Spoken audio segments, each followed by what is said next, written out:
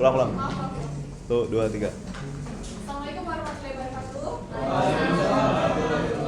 Sebelumnya terima kasih kepada Pak Sarso dan teman-teman atas waktu dan kesempatannya. Di sini kami kelompok 4 ingin mempresentasikan hasil kerja kelompok kami yang membahas tentang analisis matriks pada perusahaan Mercy. Sebelum kami mempresentasikan, izinkan kami untuk memperkenalkan saya Dian Chani dan teman saya Syifa Agama, saya Arifah Ramadhani, dan saya Nabila Khairul Nisa. Oke, selanjutnya ke pembahasan. Nah, bisnis itu cepat berubah. Jadi kita harus tahu posisi bisnis saat ini, baik itu kelemahan, kekuatan, peluang, dan ancaman. Nah, analisis SWOT ini seperti peta yang menunjukkan jalan. Ini membantu apa yang bisa kita pakai, apa yang harus kita perbaiki, dan kesempatan apa yang harus kita raih, dan masalah apa sih yang harus kita waspadai. Selanjutnya ada brand knowledge yang ingin disampaikan sama teman saya. Oke, nah perusahaan apa sih Mercy itu? Mercy ini merupakan UMKM lokal yang berfokus pada produk fashion seperti tas, dompet, baju, dan aksesoris. Nah, ciri khasnya dari Mercy ini, dia selalu mengikuti tren terkini, namun tetap mempertahankan keunikan dan kualitas produknya. Nah, Mercy ini juga memanfaatkan beberapa platform digital seperti TikTok, Instagram, dan Shopee, yang mana diharapkan akan menjangkau pasar yang lebih luas lagi. Untuk visinya, Mercy ingin menjadi brand fashion lokal yang mendukung perempuan untuk tampil sendiri melalui produk yang terjangkau dan stylish. Dengan visi ini, maka misinya Mercy memberikan produk fashion berkualitas tinggi dengan desain yang up-to-date, pelayanan konsumen yang ramah, dan pengalaman belanja online yang mudah. Oke, bisa dilihat Mercy menawarkan berbagai produk kategori, berbagai macam kategori produk, mulai dari tas seperti backpack, tote bag, dan small bag.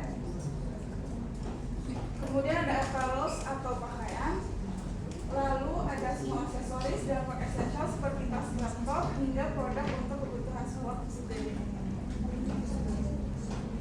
Nah, koleksi produk Mercy memiliki rentang harga yang bervariasi.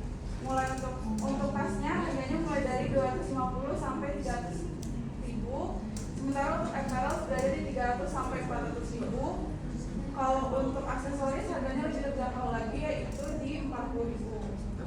Nah, dengan rentang harga ini Mercy berkomitmen untuk memberikan produk berkualitas yang bisa dijangkau oleh semua kalangan.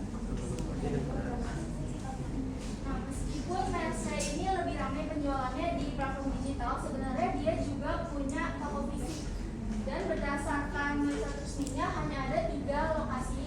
Yang pertama ada di Central Plaza, yang kedua ada di FX Sudirman, dan yang terakhir ada di Mall Lipat Cikarang.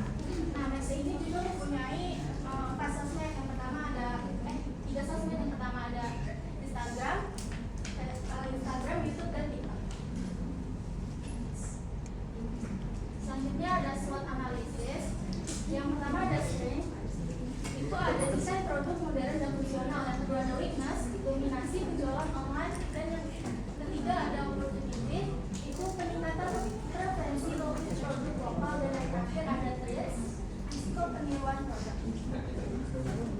Selanjutnya ada SWOT matrix.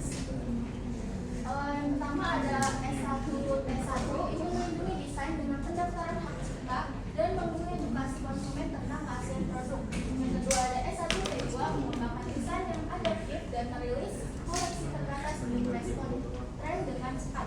Selanjutnya ada S1 O1, menciptakan koleksi dengan sentuhan lokal yang tetap modern untuk menarik pasar lokal.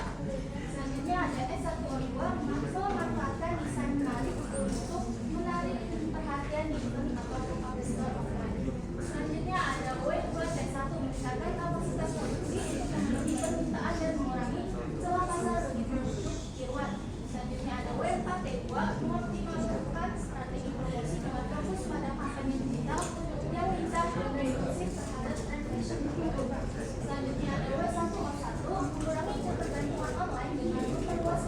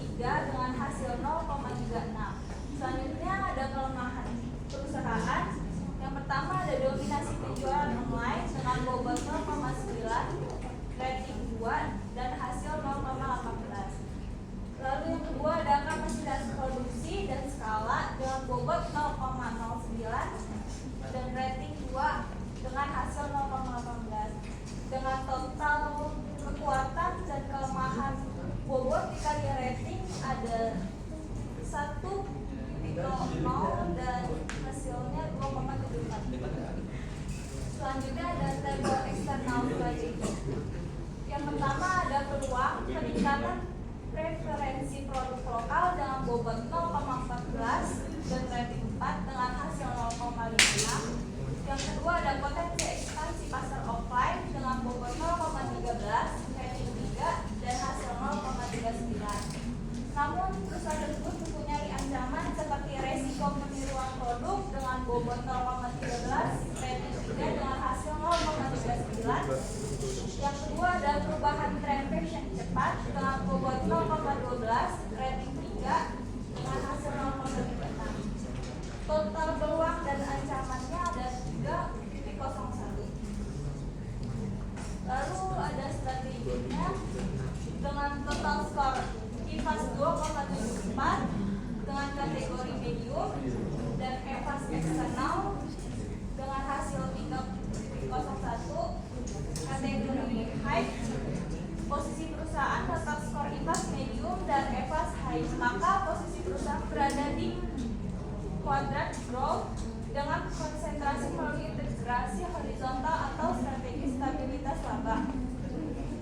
Nah, kita menentukan kompetensi strateginya dengan integrasi horizontal, fokus pada meningkatkan pangsa pasar di industri yang sama dengan cara akuisisi pesaing atau memperluas lini produk. Lalu yang kedua, strategi stabilitas laba yang berfokus menjaga stabilitas laba dengan cara efisiensi biaya atau optimalisasi portofolio produk yang sudah ada. Sekian dari kami, ada yang mau bertanya? Izin bertanya. Perkenalkan, saya Muhammad Hadi Feredi dari kelompok 3. Saya ingin menanyakan mengapa Merce lebih fokus pada penjualan online dibandingkan toko fisik. Padahal salah satu kelemahannya adalah jangkauan fisik yang terbatas. Oke, saya izin menjawab. Karena biaya operasional Merce sendiri toko fisiknya itu jauh lebih tinggi. Sementara target pasar Merce itu lebih aktif di platform digital. Nah, oleh karena itu penjualan online lebih efisien secara biaya dan bisa menjangkau audiens lebih luas. Oke, demikian